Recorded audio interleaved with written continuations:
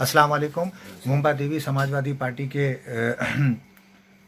South Mumbai president जनाब सोहेल खान साहब से मेरी मुलाकात है। सोहेल भाई 3 मुद्दों पे मुझसे बात करेंगे। एक तो नोटबंदी के ऊपर, दूसरा कर्नाटक के ऊपर ये जो कांग्रेस आई है, और तीसरा हज हाउस के ऊपर जो प्रोग्राम इन पिछले जुमेरात के दिन हुआ।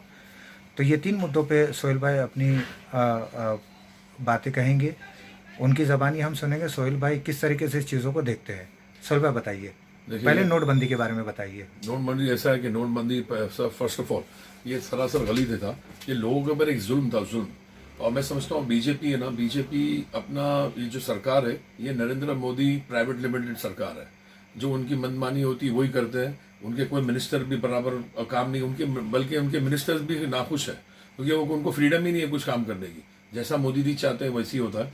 और नोटबंदी में आपको खुद बताऊं, जब 2016 में अचानक एक दिन नवंबर के महीने में जब मोदी जी आए और बोले नोटबंदी पूरे देश में अनाउंस करा दिया, लोगों को लाइन पे लगा दिए। 200 लोग मरे उस टाइम पे, 200 लोग। उसकी अकाउंटेबिलिटी क्या है? और एक बात बताओ, पूरे दुनिया में कौन सी जगह ऐसा चलता है नोटबंदी होती है? यूके ले लो, यूएस ले लो, कभी ऐसा कहीं हुआ नहीं। अभी जब इनको नोटबंदी करना था, अभी फिर अगेन 2000 की नोट वापस से पाबंदी लगा दी। 2000 की नोट ऑलरेडी सर्कुलेशन से कम होती जा रही थी, और ये सर्कुलेशन अभी 1-1.5 साल रहता तो पूरी नोट खत्म हो जाती। ये जरूरी करना, जब पैनिक कर देते हैं पूरा इकोनॉमिक स्ट्रक्चर खराब हो जाता है। ये नोटबंदी हुई थी तो लोगों के घर से इन्होंने सब पैसा ले लिया।